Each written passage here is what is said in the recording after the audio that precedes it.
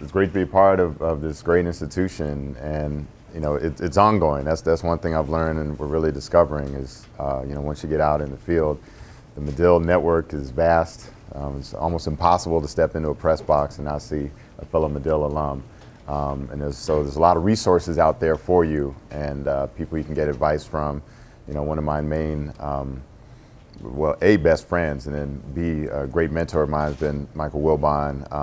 And it really all started because we were both Northwestern people. I was applying for an internship at the Washington Post, and the sports editor said, well, Michael Wilbon, have you heard of him? I said, no, not really. And he said, well, he went to Northwestern. You should have heard him. So give him a call. I called him up, and Mike was so excited. You went to Northwestern? Oh, man, great. This is going to be great. So I wound up getting the internship. That was the summer of '91, and we've been friends since. So almost as long as I've been out of college now, 20 years out of school and 21 years, friends with Mike Wilbon and David Sell, Anthony Cotty. It's an ongoing list. Christine Brennan, Darren Ravel, Teddy Greenstein. He was in school with me. Rachel Nichols, who was Rachel Alexander when she came walking into the offices of the Daily Northwestern and said she wanted to write sports, on and on and on. So I encourage you to utilize that network to help me get here, and hopefully it can help you get to where you want to go. And it is amazing where you can go. Just driving back here, driving up from Chicago, coming up Lakeshore Drive. I remember my very first day of work 20 years ago. And just driving in and how excited I was. And I never thought it could lead, there was no such thing as Around the Horn back then. There was no such thing as ESPN.com. So you never know what you're going to be doing. But the important thing is the fundamentals haven't changed, and the things that Roger and his colleagues have been teaching here, even though we actually used typewriters, believe it or not. I was the last class to use typewriters in basic writing. That shows you just how much in my short time, kind of short, right? It's not too long. In my time in the business, things have changed that drastically. iPod, now, iPad, iPhone. You send stories in. People can get on air just Skyping, via their laptop or their. It's hard to believe you can be on a network just sitting there through your laptop. So who knows what's going to happen 20 years from now when one of you will be standing up here, just how much the technology will change. But again, the fundamentals don't change. So that's why everything that they teach you here, it's just about the application of it. Even if you're only writing for 140 characters, we're talking about everything is being geared toward mobile. Even when people are at home, they're reading things on mobile. 66% of our users that come to ESPN.com via mobile are in their house when they use their cell phone. So you have to take that into mind when you're writing.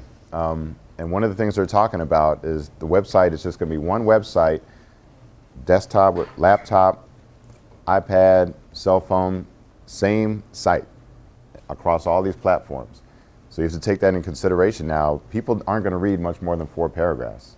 So you might even just either write a separate kind of synopsis of your story that will be for the mobile version, or you write your story in a way that the first 4 paragraphs can kind of stand on their own and tell you all the essentials, and then have something to click if you want to read more of the story. And you have to take your message to the consumer. The days of someone going to the newspaper, going to even a website, I can't assume people are going to come to ESPN.com and read my story. So I have to take it to them via Twitter and send out a link. And you have to constantly be advertising and bringing your product to people. The great thing is we have all these means to do it, Facebook, Twitter, but you have to think of it that way, as a way to get your product out there, because people aren't going to come to see what you have to say. Looking back now, this has been a very reflective time for me ever since I found out I was going to have this, and I thought about everything it took to get here. And I even had a conversation with Kobe Bryant about it, believe it or not. Somebody told him, it's like, Jay's going to be the Grand Marshal at Northwestern. He said, well, they must not have had very many options then. But he said, he was actually happy for him. We started talking about it, and he was like, I'm happy for you. That's real good. And I said, it's a lot of work that went into it. And all those nights when I was here, I was at the Daily Northwestern till 2, 3 in the morning. My weekends were spent driving around the Big Ten. It's not very glamorous to drive to Purdue or to drive to, drive that long drive to Minnesota. I like it once I get there, but that's a long drive.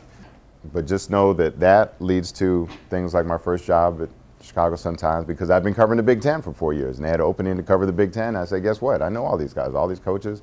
I've been to all these campuses. I've been covering the Big Ten. So even though I was a student with no real work experience professionally, I had a lot of experience. So this stuff counts. Everything you're doing here, you know, every blog, every tweet, all that stuff counts if you make it count. You know, if you approach it in a professional manner. And then it's just about always making those decisions that are going to lead you to the next opportunity, and steadily making that progress. And I always tell people, when it's time to make a decision to stay or go, if it's a difficult decision, you should stay. If it's an easy decision, then you should go. It's funny. I had an offer to go to the Washington Post a year after I'd been working here, and it just didn't feel right. I was just settling in. I had a nice apartment with a view of the lake, and I just wasn't ready to go. And it was a great opportunity. It was a lot more money, and it didn't feel right. The next year they came, the money was a lot better, the situation was better, the situation in the Sun-Times was uncertain. We were looking at a strike coming up in the fall when our contract ran out. And even my editor told me I should leave. So when your editor tells you you have to go, it's a pretty straightforward, easy decision to make. If you keep working hard, next thing you know, you're coming back and you're in a parade. I've never been in a parade. I think that's so cool. So it's a distinct honor. It's a pleasure to be here, and I'm really happy that all of you came out, and I'll be happy to answer any questions. I don't like talking that much, so I'd rather hear from you. So any questions that I can attempt to answer, I'll be happy to. Demands on your time, you know, especially this last year when the lockout ended and they had this compressed schedule. You know, I basically, you have to tell yourself, all right, you can forget any kind of personal growth in the next 6 months once it gets going. And when the playoffs come around, I've had so many relationships end during the playoffs, because when you're home, you're at the games, and then you're gone for a week or two at a time on the road. My grandmother died in Africa last year, and I had to get so I wound up going, I was in Miami on Tuesday at Bulls Heat game. Wednesday I was in Dallas for the Dallas-Oklahoma City game. Thursday I drove to Houston, flew from Houston to Paris, to Cotonou, Benin, got in Friday night, went like straight to the Mass. I did an internship with WMAQ Channel 5 here, so twice a week. Tuesday morning I'd get up and hop on the L and go downtown, and then on Sundays I'd be down there too. So you make it work even while you're going to school here. So just twice a day, even just to be down there. And the key is to get, and this goes for everything, if you do a TV internship, have something to show for it. A lot of TV internships, they just have you there and you log tapes, and that's about it. But I had a very good guy, Art Norman, who was with Channel 5 for years, and he always insisted that his interns would have something to show for it. So we would go out and we'd shoot a story. So he'd do his stand-up, and then he'd slide the cameraman a few bucks, and they'd shoot me doing a stand-up. And then we'd go in, they'd edit the package, he'd do his for air, and then he'd slide the editor a little money, and we'd re-edit the package with my voiceover, put in my stand-up, and I could have something to show. It didn't air, but at least I had something that was professional quality camera. So never do an internship. You know, you're not going to be on air most TV internships, but you can at least have something to show for it when you leave. So it's possible to do stuff while you're in school, but again, make sure you take away something from it, so it's not just showing up and logging tapes and getting coffee for people. Last Friday was the Lakers were in Vegas. I came home Saturday. Sunday was Dwight's first game, so did that. Monday I did the show. I teach class USC. That was Monday night. Gave them the midterm. Still have to grade those. I don't know when I'm going to do that. Tuesday, flew to Bristol. Wednesday we had meetings all day. Taped we did actually a live show, an NBA preview show live. Wednesday night. Flew here Thursday and went to Bulls practice. And then while I was there, David Stern announced that he was going to step down in 2014, so I had to write that story real quick. I would say you can learn the TV. Not that it's easy, you know, not that certain people aren't better at it than other people, not that it comes naturally, but you can learn that. But it's very difficult to learn how to write well and to develop a voice in writing. But those are highly sought assets. And so that's why they put all of us on TV, is because we developed those skills. Almost everyone you see at ESPN, you know, in terms of analysis that isn't a former athlete, was a writer. Chris Mortensen, Adam Schefter, Mike Wilbon, Skip Bayless, Stephen A. Smith, Woody Page, all got their start writing. That's another thing. So people see 20 minutes, you know, the 23 minutes of an episode. Really, I mean, hours, if you count, especially the time watching the games. And it might not sound like a chore or like work, but Saturdays, Sundays during football season, I'm home watching games. I might get to talk about football on a Monday. Mondays are huge for us during the NFL season. But literally the time that I'm on air talking about football might be a total of 2 minutes. But I'm watching all the games just for you need to see little things, stuff that's not going to appear in the box scores, things, observations that you can make, something that you can bring that's different. That's what it's all about. Whether you write, tweet, you're on air, what are you going to do that's different? That's the most critical thing. Everybody's got a blog, everybody's got a Twitter, so why should I read yours? Wake up in the morning at 6, saying we have a 7:30 a.m. conference call. So I'll try to get up 6:30, read through the storylines, what's going on, what's the news, stats, try to anticipate what we're going to talk about and research those.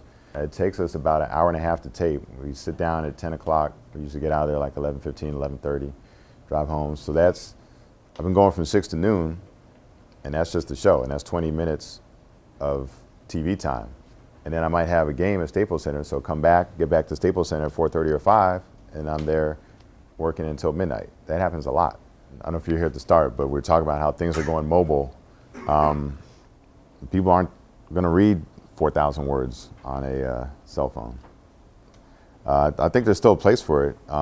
Hopefully, iPads and tablets will become the new magazine, and they can present it very nice, and you just flip and scroll the pages like that. I have to tell my story in the first paragraph. I really feel like you can't delay and walk into things. You have to get it right out in front. Okay, this is what the issue is. This is where I stand on it. We'll go on from here. I think online, just the fact that it's just right there, and you don't have to turn to a different part of the newspaper helps people get through it. You have to make it easy. And again, you have to bring your information to people. You have to make it easy for them. If it's what you want, I couldn't be sure that they were going to sustain, and they really didn't have a good vision for online. That's the thing. Like, newspapers don't have to go anywhere. The essence of what they do, it's just changed. Newsweek is going all digital. You're seeing more and more newspapers going all digital, or they're only publishing 3 days a week, like the New Orleans Times-Picayune. But it doesn't change what you do.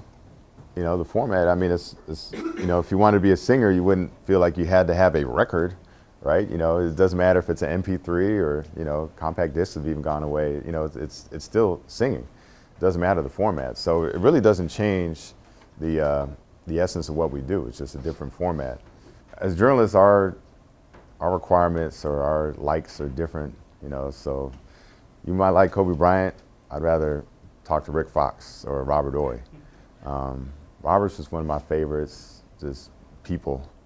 It's like a handful that I call friends. I think Robert Ory became a friend, Charles Barkley, Reggie Miller, guys that older than me or my age. So I root for people. I really don't care if the Red Sox beat the Yankees, but if Dave Roberts can have a successful moment, if he can win a championship, I'm happy for him. Kobe and I had our clashes, but when he beat Orlando, it's like, oh, he'd been through so much. Well, a lot of it was self-inflicted. He didn't want Phil and Shaq around. Well, look what happened. He missed the playoffs. But he got Pau Gasol, and then he won the championship. And I remember I wasn't happy for them in the way that I was happy for like Robert Ory or Shaq, but I really respected the work that he put into it. Whether it's a preseason game or the first game of the NBA Finals, you look, okay, what trends are likely to continue? First of all, they've played 30 minutes with Dwight on the court. So with him, you could see the difference he made in the first game. The bench is going to be a problem. That's been an issue in the preseason. That's going to be a problem in the regular season. They can't get points off their bench. They just have to learn to play together. Well, you used to be going to advanced journalism conventions, things like that, but now you can network on Twitter, and develop followings and build up relationships on Twitter. So it's really about being forceful, communicating with people. It's amazing how bad people can be at communications when they're in the communication business. But and you can blog your way to a place like ESPN. There's been some great success stories. Henry Abbott he started this blog called True Hoop, and he liked NBA and he liked basketball, and he wrote about it well, and he had a lot of enterprise, and we wound up hiring him, and taking over his blog. It's about getting noticed. So you have to get your product out there, and again, that's what Twitter's for, that's what Facebook is for. I always say, the problem is you might not be able to get paid as easily, but that impediment, I used to say the key was just get published somehow, somewhere. If it's the weekly paper, if it's your school paper, just get published. And now anyone can be published. So that's the huge advantage that everyone in this room has that didn't exist for me when I was here, is that you can all be published. You know, the definition of published has changed, but to me it's the same thing. You can have your work appear and other people can read your work. Probably calm, it was June 25th, 2000, when my mom passed away, and that was one time I really wrote a personal column, and you know, the response was huge, and that's probably it's one of the only columns I wouldn't do. If you gave me another week or year to work on it, I don't think I could make it any better. Anything you want to write about, you can write about in sports. Drug use, you know, both recreational drugs and performance-enhancing drugs. Legal, like, you know, Lester Munson, he analyzes law, you know, whatever. What are your non-sports interests, for example? Law?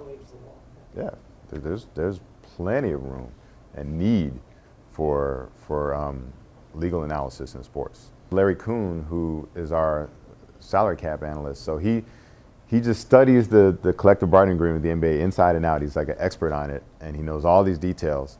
And so he writes his blog. He has this huge, long blog called Salary Cap FAQ, and it's the industry. People in the industry use it. Like, that's how thorough it is. I always say this business is about trust and relationships. And so one of the ways that I like to provide people with something that they don't get elsewhere is by developing relationships with the players, so that I'm not just talking to them at press conference when there's, you know, as many people as in this room or in the room, and they're all hearing the same quotes and they're all writing the same thing. So how do I get something different?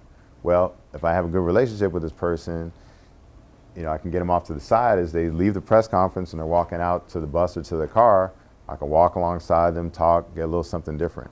Thank you for your time.